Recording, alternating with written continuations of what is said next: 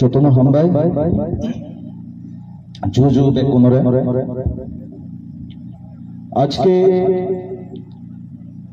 49 ছামনতি প্রামথা block কমিটির উদ্যোগে আমাদের লালছড়া ভিলেজ কমিটির অন্তর্গত বিদ্যারামপাড়াতে যে যোগদান সভা আর নতুন 49 ছামনতি প্রামথার ব্লক কমিটির সভাপতি সম্মানীয় দিলীপ দেববর্মা মহোদয়, উপস্থিত আমাদের ধলাই জেলার ডিস্ট্রিক্ট কমিটির সম্পাদক জগদীশ দেববর্মা মহোদয়, উপস্থিত আমাদের সেক্রেটারি হিরানী দেববর্মা মহোদয়, উপস্থিত আমাদের প্রবীণ এবং ডিস্ট্রিক্টের মেম্বার অমল চাকমা, আমাদের 49 ছামনতি প্রামথার YTF এর সভাপতি এবং আপনারা যারা অনেকদিন ধরে কষ্ট করছেন, আমাদের YTF এর প্রত্যেকজন লিডার যারা আজকে ডাইসে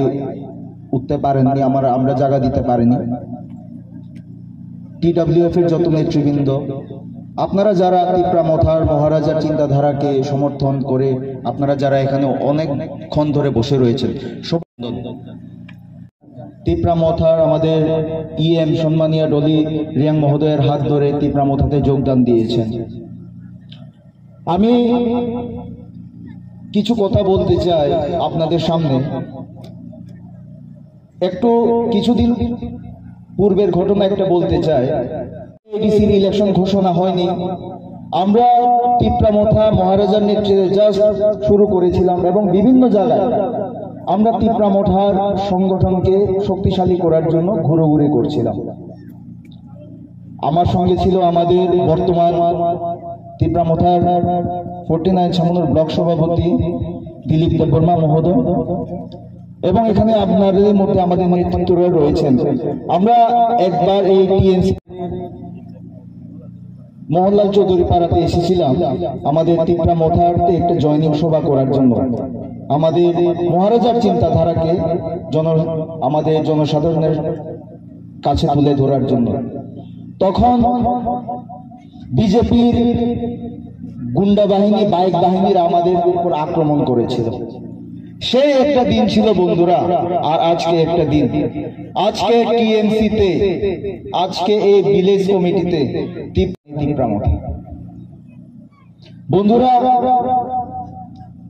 আমরা মহারাজার নেতৃত্বে আমরা হিংসায় কোনোদিন বিশ্বাসী নয়। আমরা আমাদের জনসাধারণের 19টি দফার জনসাধারণের জন্য কাজ করতে চাই। সেখানে দেববর্মা, ত্রিপুরা, চাকমা সবাইকে নিয়ে আমরা একসঙ্গে কাজ করতে চাই।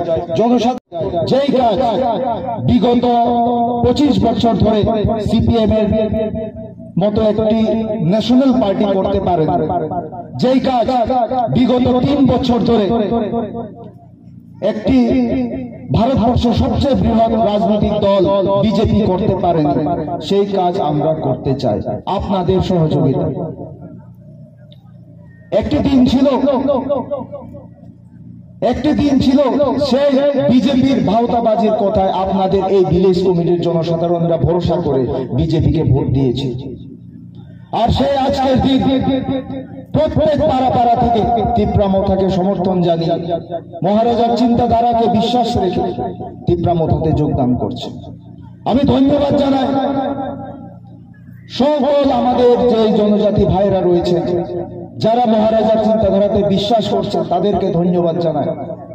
বন্ধুরা, আপনারা যদি এভাবে যদি মহারাজার চিন্তাধারার উপর ভরসা রাখেন, মহারাজাকে যদি সুযোগ দেন, মহারাজাকে সামনে রেখে যদি জাতির জন্য কাজ করেন, তাহলে বিশ্বাস রাখেন বন্ধুরা, আমরা একদিন ত্রিপুরাতে অবশ্যই গ্রেটার ত্রিপুরাল্যান্ড আদায় করে ছাড়বো, তাও 2023-এর ভেতরে।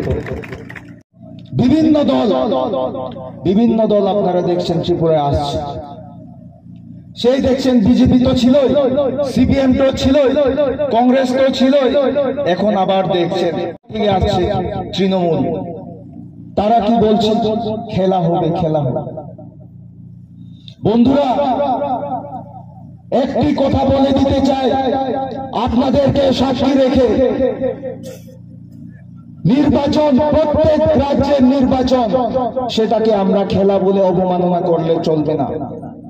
প্রত্যেকটা নির্বাচন হচ্ছে গিয়ে আমাদের যারা বিগত অনেক বছর ধরে, 70 বছর ধরে জিতপ্রায় রয়েছি বিভিন্ন সরকারের আমলে, সেই নির্বাচন হচ্ছে গিয়ে আদায় করার জন্য, সে আমাদের অধিকার আদায় করার জন্য একটি সুযোগ, একটি লড়াই। তাকে সে অধিকার আদায় করার যে একটি লড়াইকে তারা খেলা হবে বলে আমাদের সামনে বলছে। আমি এখানে বলে দিতে চাই, ত্রিপুরাতে কোনোদিন খেলা হবে না। ত্রিপুরাতে আমাদের বুবাগ্রার নেতৃত্বে 2023-এর ভেতরে গ্রেটার ত্রিপুরাল্যান্ড হবে। আপনাদের অনেক দল রয়েছে, তারা আপনাদের পাশে এসে বলবে এডিসিতে, টিটিএ এডিসিতে 8 মাস হয়েছে, ত্রিপুরা মোটা এসছে, কি করেছে? অনেক সময় প্রশ্ন করে আপনাদের কাছে সিম্পল জবাব দিতে চাই বন্ধুরা, টিটিএ এডিসিতে কতটুকু ক্ষমতা আছে, ক্ষমতা রয়েছে, সেটুকু আপনারা সবাই জানা আছে। যতক্ষণ না পর্যন্ত রাজ্য থেকে আমাদের টিটিএ এডিসিতে খরচ করার জন্য টাকা পাঠানো না হয়, আমরা টিটিএ এডিসির পক্ষে কাজ করা সম্ভব নয়। আমরা বিভিন্ন জায়গায় বিভিন্ন ডেভেলপমেন্টের কাজ করতে চাই, কিন্তু এডিসিতে টাকা পাঠায় না বন্ধুরা। সেই নরেন্দ্র মোদীর মতো ত্রিপুরাতেও বিপ্লব দেবের সরকার বিভ্রান্তি ছড়িয়ে রাখছে, ভাওতাবাজির কথা বলে। বন্ধুরা, আমি আপনাদের সম্মুখে বলে দিতে চাই, কিছুদিন আগে আপনারা সবাই জানেন সোশ্যাল যাতে 28 কোটি টাকা দেওয়া হয়। বিপ্লব দেব, আমাদের সম্মানীয় চিফ মিনিস্টার, এসেছিলেন খেরেংবার হসপিটালে। উনি এসে বলেছিলেন 28 কোটি না, আমরা 30 কোটি টাকা এডিসি কে দেব। খেরেংবার হসপিটালকে উন্নতি করার জন্য 30 কোটি টাকা দেব। সেই 30 কোটি টাকার থেকে একটি পয়সাও আজ পর্যন্ত বিজেপি গভর্নমেন্ট আজ এডিসিতে পাঠায়নি বন্ধুরা, একটি পয়সাও এখনো পর্যন্ত পাঠায়নি। দিল্লি থেকে উড়ে এসেছিলেন আগরতলা, কি বলেছিলেন? আমাদের জনজাতি ভাইদের জন্য 1300 কোটি টাকার প্যাকেজ আমরা ত্রিপুরাতে দিচ্ছি। কিন্তু আপনারা খবর নিয়ে দেখুন, আজ পর্যন্ত আমাদের এডিসি এরিয়াতে সেই 1300 কোটি টাকার প্যাকেজে একটি লাল পয়সাও আমাদের এডিসি গভর্নমেন্টের হাতে দেওয়া হয়নি বন্ধুরা। কিসের সরকার, কিসের জনদরদি সরকার? আপনাদেরকে বুঝতে হবে বন্ধুরা। প্রত্যেকটি গ্রামে আমরা কম্বল বিতরণ করছি। আপনাদেরকে বলে দিতে চাই, আমাদের প্রত্যেক ভিলেজ কমিটিতে, জোনাল কমিটির মাধ্যমে 13টি করে ভিলেজ কমিটিতে, প্রত্যেক ভিলেজ কমিটিতে 13টি করে ব্ল্যাঙ্কেট এসেছিল।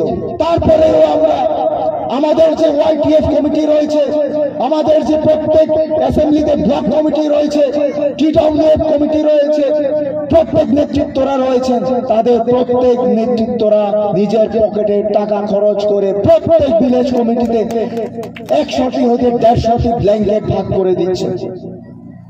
ইচ্ছা থাকার কাজ করার জন্য সেই ইচ্ছা থাকা লাগে।